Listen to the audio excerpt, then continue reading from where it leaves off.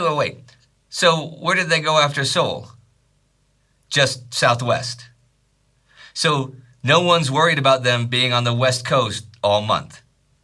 No. Huh? What can they possibly do?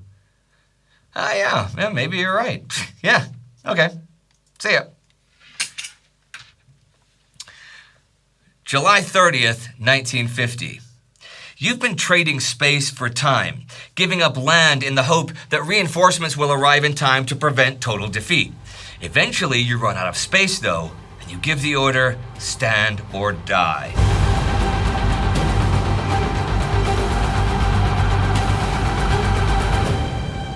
I'm Indy Neidell, and this is the Korean War. Last week, the big news was the fall of Daejeon, a major prize for the KPA, the North Korean forces. This included the supply dump with all the ammunition. And on top of that, U.S. 24th Infantry Divisional Commander William Dean went missing. The UN forces were more successful on the East Coast, though, and 2 more divisions, 25th and 1st Cavalry, finally arrived to back up 24th. So, what happens in the field this week? Okay, 25th Division holds position before being compelled to fall back. 1st Cavalry is outflanked around Yeongdong and retreats to Gimcheon, and a KPA division has driven southwest from Daejeon basically unopposed. It's now hooking east, and that could spell serious trouble. Oh, little more detail maybe. Okay, sure. On the East Coast, the fight for Yeongdok continues, and the UN naval gunfire is brutal. On just the 24th, 800 KPA soldiers are killed by it. The North Korean 5th Division holds the hills a few kilometers to the south of what's left of the actual town. On the 27th, the ROK counterattack, the ROK is the South Koreans, begins with a preliminary artillery barrage at 8:30 a.m. with airstrikes following afterward.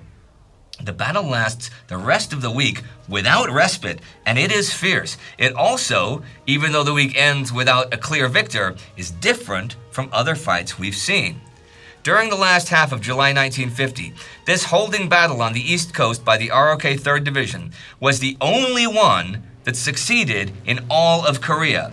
It was made possible by American air, sea, and ground fire power and the physical features of the East Coast, which hampered North Korean freedom of movement and aided effective employment of American firepower.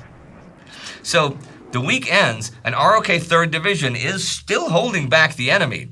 To the west of this fighting is the battle in the mountains between North Korean 12th Division and the ROK 8th Division to control Andong and the upper Nakdong River there. Now, the North Korean 12th Division crossed the Han River at Tanyang and advanced on Andong through Yongju. It was between the two towns back on the 21st that the ROK 8th Division attacked them.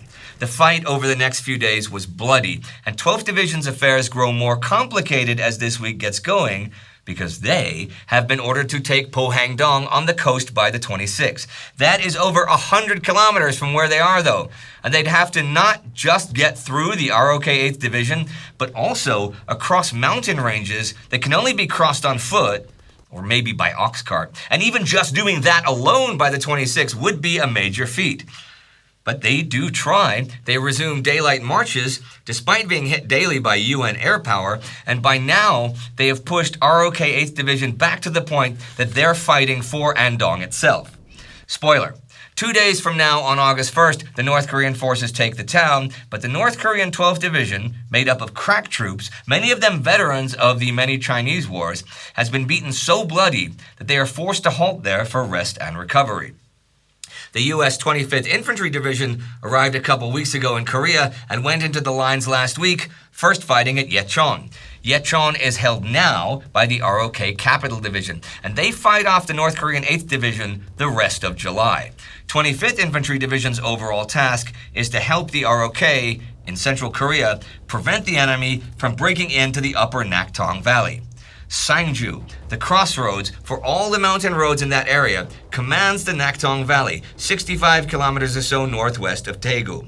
To secure Sangju, 25th Division guards the two approaches. one to the north and one to the west, with the north being the main road. This is assigned to the 35th Infantry Regiment set up north of the town, and they are attacked beginning already the 22nd. They are forced to withdraw all this week, not so much by actual fighting, but by the front collapsing elsewhere till they end the week defending Sangju itself. Now, the 24th Infantry Regiment has relieved the ROK 1st Division northwest of Sangju.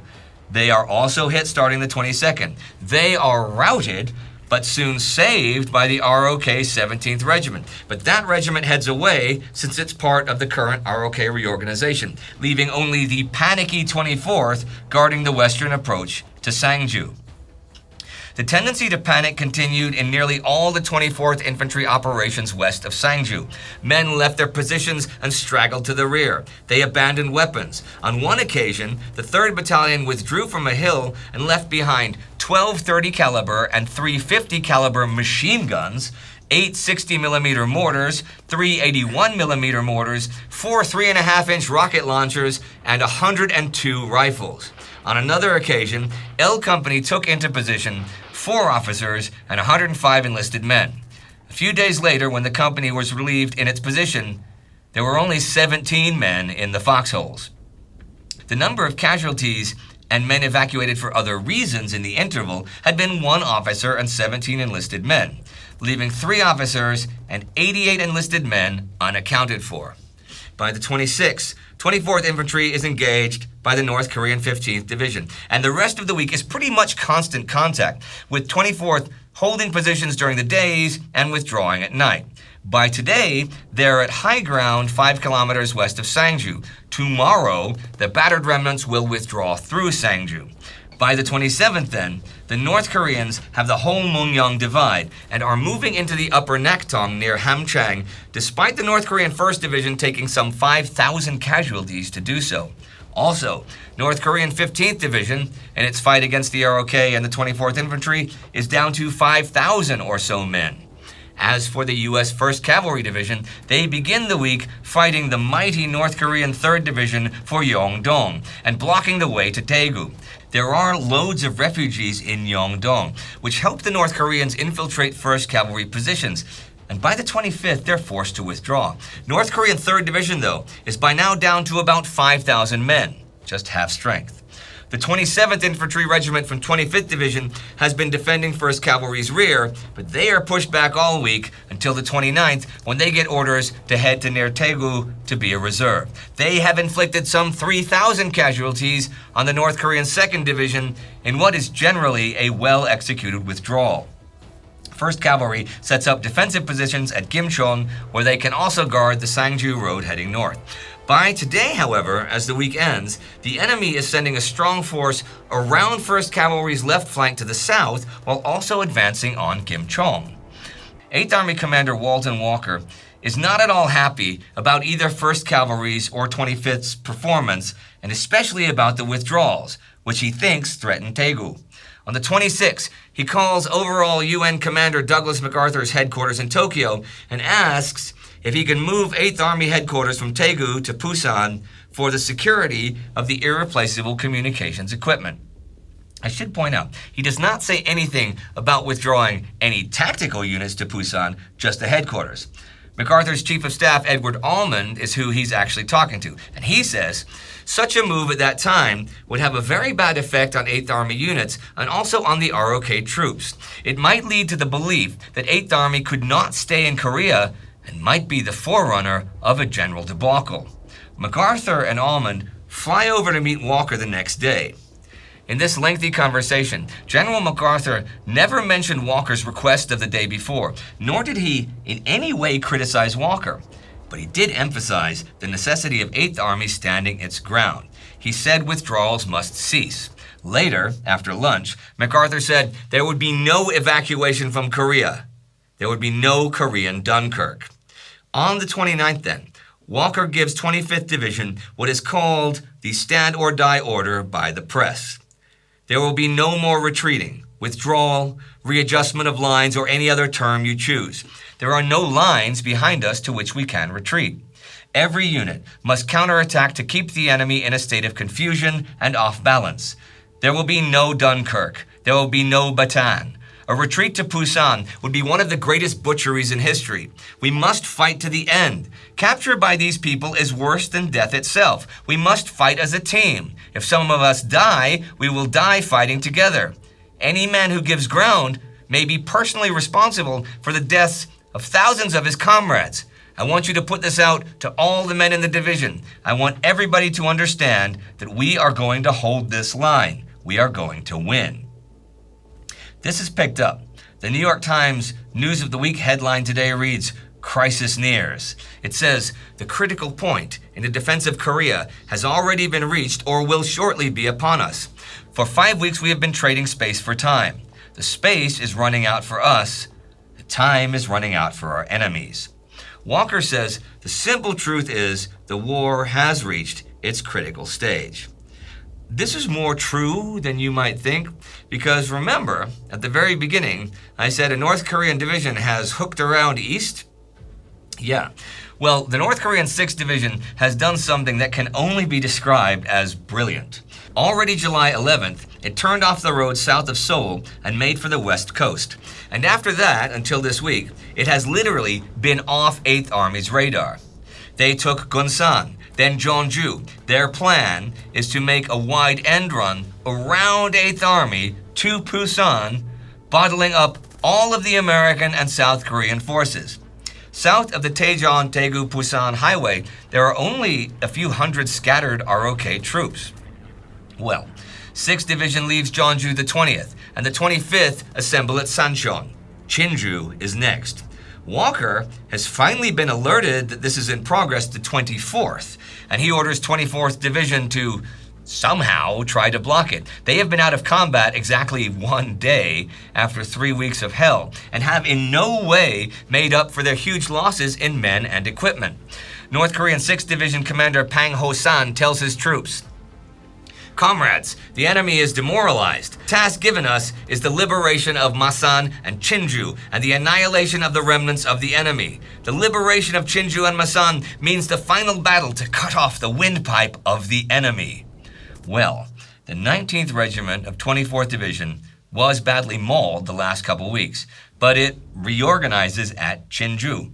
The 29th Regiment joins them there. They've just arrived from Okinawa, and it turns out that they too, like the other units that had been doing occupation duty in Japan the past years, are not in great shape and have a lot of issues. Michael Hickey's The Korean War has a fair amount of personal recollections in it, so I'm going to tell you a bit of what 2nd Lieutenant Robert Herbert, a platoon commander in 2nd Battalion, 19th Infantry, experiences. Bear in mind, 19th Infantry are not combat veterans. They've had their baptism of fire just this month.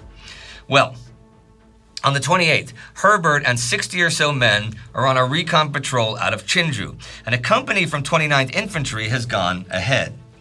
After about 10 miles, Herbert in the leading truck met 2 ROK soldiers. They said there were 300 guerrillas with mortars at Hadong, that the company of the 29th had been ambushed there. Soon, Herbert came across a truck containing 15 demoralized men of the 29th who said they had been overrun and lost all their equipment. A little farther on, he met about 50 stragglers on foot coming from Hadong. Most were without boots and even clothing, having been surprised as they bathed in a creek. One of the sergeants of the 29th was in tears. He had fought in Northwest Europe, he said, but he had never seen anything like what had gone on in Hadong. A little further on, Herbert came across an officer of the 29th in an equally emotional state who said, "Shit, it was a fucking disgrace. My men threw away their weapons and ran off." It gets worse. It turns out North Korean 4th Division began following 6 after the fall of Daejeon and is joining them to make the enveloping move, doubling its force. The fight for Chinju begins late this week, but I will cover it next week, for there is more to talk about today. With the advance of the North Koreans, a terror is spreading over the general population because of things like this diary entry from the 29th from a guerrilla fighter. Apprehended 12 men, National Assembly members, police sergeants, and Mayon leaders. Killed 4 of them at the scene, and the remaining 8 were shot after investigation by the People's Court. Now, the KPA is quite roundly condemned in the world's press for committing atrocities versus soldiers and civilians. They often kill POWs, Korean or American, and that makes great fodder for the presses. But right now, in the summer of 1950, the ROK is also pursuing something of a policy of terror. This was the result of the perennial insecurity of Syngman Rhee. Before the fall of Seoul, Rhee ordered the execution of political prisoners. It was estimated that 50,000 died in the ensuing massacres. I should point out that McDonald gets that figure from Cold War, Hot War by Gavin McCormack, and that is the highest figure I've seen for this by far, so I'm not sure who that was estimated by. Usually it's many thousands lower, but still. The KPA discovered mass graves at Taejon, and yeah, they used that for their own propaganda purposes, but they aren't making it up. There were outside witnesses. A French priest saw the Taejon incident happen, committed by the ROK. Both the US and its allies found Rhee an uncomfortable partner. The ROK fought under the UN flag and was the creation of the World Organization. It remained what it had always been, however, a police state dominated by Syngman Rhee. The journalist James Cameron writes that the methods used behind the lines to secure enemy confessions are medieval, and he even witnesses a group of prisoners being led off for execution in Busan, right down the road from US Army headquarters and just a few minutes from the UN Commission building. As Cameron pointed out, the US and its allies chose to remain silent. In the words of one UN official, it was important not to damage the morale and efficiency of the ROK police. On the 25th of July, the British Foreign Office noted with concern that the newspapers were showing great interest in reports of the shooting by Korean government police of a number of communist prisoners. The news department intervened with the editors to divert this unwelcome line of inquiry. They point out that this sort of thing is more common in the North and more violent. In the States, Secretary of State Dean Acheson gives a series of background briefings about Rhee's regime, emphasizing all its achievements to try to give the ROK a positive image. He's worried that the press correspondents might believe the communist position that the ROK is a reactionary regime and is unrepresentative of the people. He does not need to be worried, though, because most American journalists overlook the dark side of Rhee's government and what it does against the larger picture of anti-communism. They basically say that, sure, it's not perfect, but it's better than a commie police state, and if Rhee is a dictator, then at least he's our dictator. But the KPA is hardly playing by Geneva rules either. A shudder of revulsion ran through the American nation at the discovery in Korea of the first groups of American prisoners shot dead by the roadside, their hands tied behind their backs with barbed wire.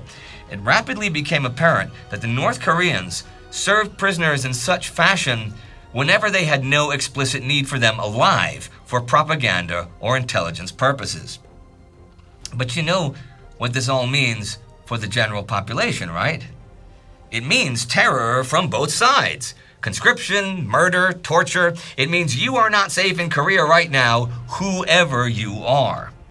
But the reorganization and reinforcing of those who are theoretically there to protect your liberty goes on.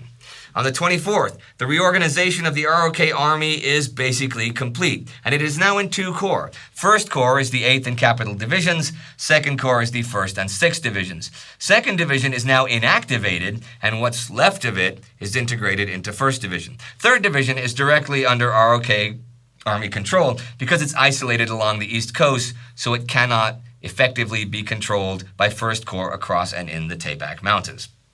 Now, MacArthur said earlier this month that at least 4 more divisions were needed on the ground. And you know what? Chiang Kai-shek, Chinese nationalist leader, has offered from Taiwan, where he's been since losing the Chinese Civil War to Mao Zedong's communists, 30,000 of his troops. MacArthur recommends they turn down the offer, but purely on military grounds, not political ones.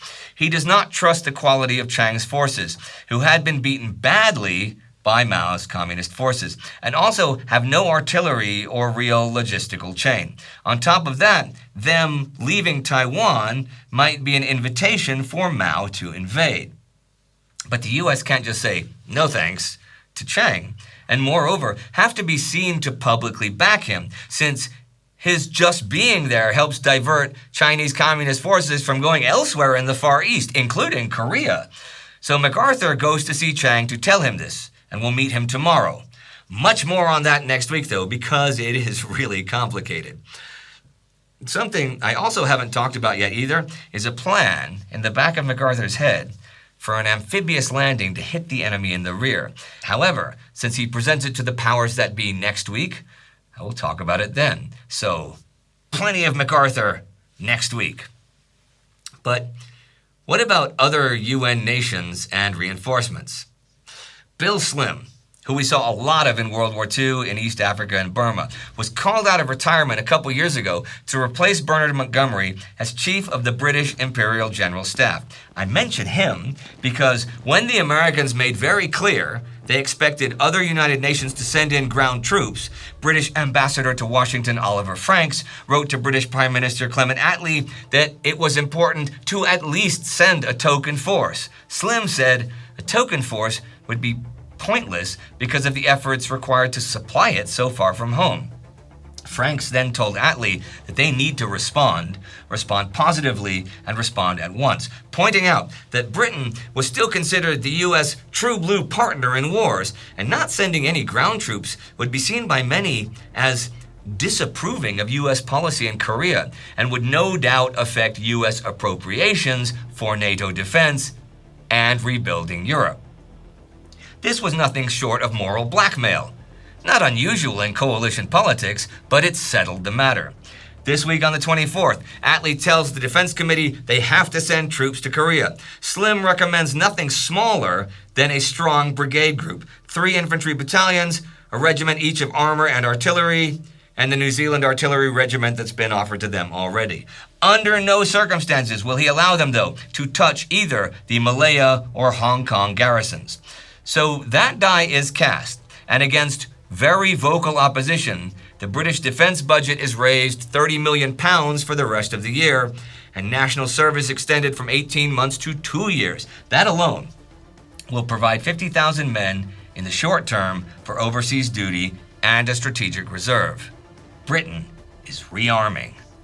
And there we end the week, pregnant with anticipation for the fate of Chinju, the fate of Busan, the fate of 8th Army. Will Walker stand? Will he die? I mean, he's got the North Korean forces hitting him everywhere. Okay, I'm going to leave you with something that might surprise you, a figure that might really surprise you. There has been, both on this channel and worldwide, a fair amount of criticism of the ROK and the American forces as they pull back, withdraw, delay, or even run.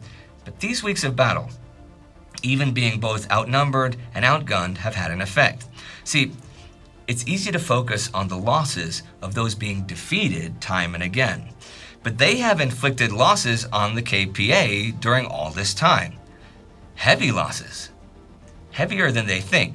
I made a point today of noting how many casualties KPA divisions have been taking recently, as you may have noticed. In fact, from June 25th till now, the North Koreans have taken nearly 60,000 casualties. And this means that just now, when defeat seems to be staring 8th Army and the ROK in the face, just when their morale is at its lowest, the UN forces now outnumber the North Korean forces in Korea. That may have consequences. And something else that will have consequences is you joining the Time Ghost Army. See, it is the Army that finances all of our productions, and joining them will help allow us to continue doing what we do. You can join at timeghost.tv or patreon.com. These are the newest commissioned officers, and Gary Lyles is the Army Member of the Week on this channel. Do not forget to subscribe. See you next time.